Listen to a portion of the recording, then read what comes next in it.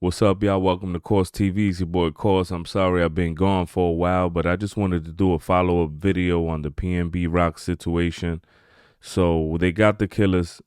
They got a older guy, 40 something years old, Grape Street Crip, and his 17-year-old son, the wife or whoever she was, and then they have someone that they still looking for. Documents are shedding light on the killing of rapper PNB Rock. Gigi Graciette joins us here in studio now with the latest details. I am just overwhelmed by the number of details that have been coming out about this case, a lot of which as a result of your own digging. And certainly some really sad details on the last moments of PNB Rock's life. Both Freddie Lee Trone, who had been on the run from police but was arrested in Las Vegas yesterday, and his 17-year-old son have been charged with murder in the death of the rapper, although prosecutors say it was the teenager who actually killed him. And we are learning more about what happened that fateful day. Now, the felony complaint starts with a mystery man in red. He has yet to be identified, but prosecutors say he saw PNB Rock and his girlfriend arrive at Roscoe's wearing expensive jewelry. From the wording, it appears he may have been inside the restaurant. He then waits outside until Freddie Lee Trone is seen arriving. The two men talk outside Roscoe's. Trone then leaves, but he returns shortly with his 17-year-old son this time, who prosecutors say was armed with a gun. Trone drops him off a short distance away from Roscoe's. Trone Jr. then goes inside, walking straight to the table where the rapper and his girlfriend were sitting, eating, pointing a gun at them, prosecutors allege, and saying, "Give me all of your jewelry now." The very next item on the timeline has the teen shooting PNB Rock in the chest, just like that. And after he fell to the ground, prosecutors say the teenager shot him 2 more times, this time in the back. The felony complaint goes on to say the teenager then pointed the gun at PNB's girlfriend, Steph, saying, quote, "Show me your hands, give me that blank right now. I swear to God, I shoot you in the head." The teen then robbed her, took her jewelry, and the complaint says that as the rapper lay dying on the floor of the restaurant, the teenager robbed him too, taking his chains and watch and pulling his rings off of his fingers. Now, the timeline in the complaint ends with the father driving back to Roscoe's to pick up his son, and then they went home. But prosecutors say they parked blocks away, and as they walked, the teenager got rid of his shoes and his shirt. There is no mention of that social media post from PNB's girlfriend that tagged them eating at Roscoe, although police say they're still investigating. As for the man in red, well, they're looking for him too. I just wanted to touch on it because now we stand on solid ground with the case and we have an idea of what went on. So I know I mentioned in my last video that, social media could get you killed. I still believe the social media and the internet is the #1 killer. However, these people were outside the restaurant for 20 minutes before they acted. In life, like when you're having a conversation, they usually say, you are what you eat, right? So if you eat shit, you will perform like shit. You will look like shit. And so I believe that the 17-year-old consumed everything that the dad had to offer to him. And you know how they said that you mold your kid the way you want your kid to turn out? Well, this older guy, and I get so pissed off at the pops because he molded this kid to be a killer. He molded this kid to be a gangster. The actions that took place inside that Roscoe's were disappointing and embarrassing, and it's a shame. And all fingers point to you, bro, because you are the OG. You are the one who, like I said, molded this kid into being a killer. And so the 17-year-old go in on a dummy mission, take off his jewels, shoot him, then continue to shoot him. Tell his girl to put her hands up, but if not, he's going to shoot her in the head. Those actions are just not surfacing in his life. He did this before. I believe he was molded to be this type of way by his dad. And now I understand that now these young kids, they are following ignorant people like this guy, like the 40-year-old guy. And it's a shame.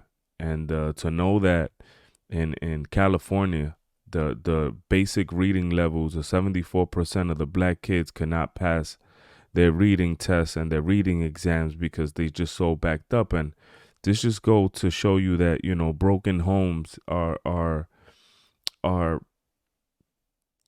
it really hurts me to know that, you know, that we so backed up as people of color.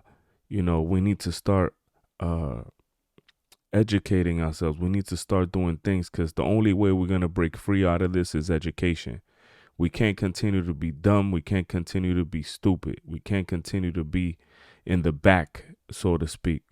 So this is the prime example of what's going on in the hood. You have a lot of at least this kid had a father, but the father is irrelevant. The father is a demon, you know, and this kid went in with Lucy in his mind, with Lucifer in his head.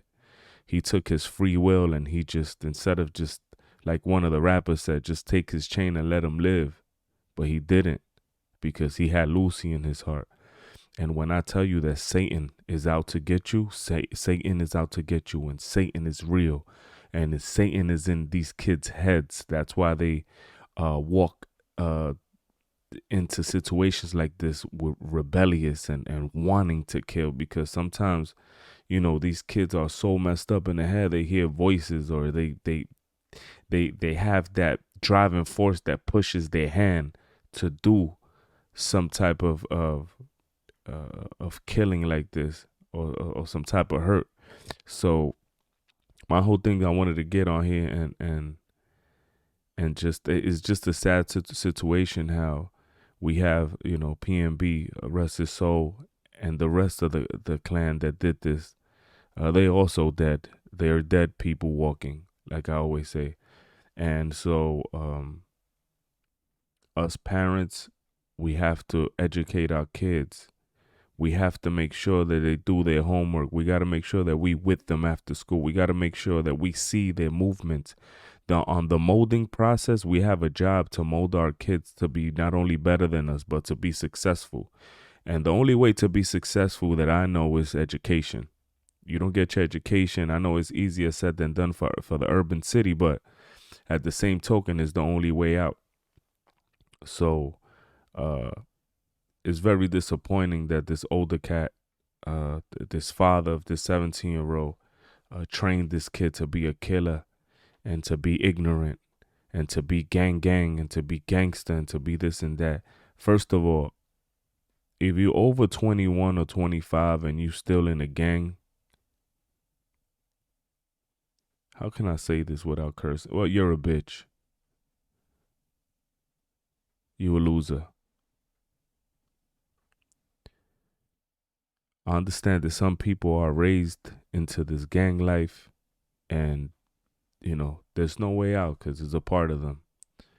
But if you're going to be a gang and you're going to represent something, do good with it. Help people.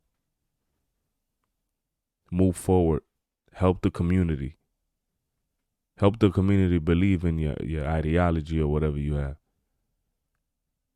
You can't just be out here training the youth to kill and training the youth for destruction. You're only messing up your own neighborhood. And I don't care what ghetto it is, what hood it is. I understand that sometimes the ribs is touching and you have to rob to eat. I get that. But do you really have to kill the person? This guy had kids. The hell with the music. The music was already fading from his life. This guy had a family and kids, brothers and sisters and cousins and nephews. And it's getting worse. The youth. They did it to Pop Smoke. They did it to PNB. Make sure that you take your kids and you mold them the right way. Make them better than you. You have the authority and the power to change their mindset. Thank you so much for watching, and I'll catch you on the next one. Peace and love, y'all. Kept trying, kept failing, game plan, kept changing, dreams fading, started hesitating, couldn't deal with the agitation, it only led to the aggravation of not having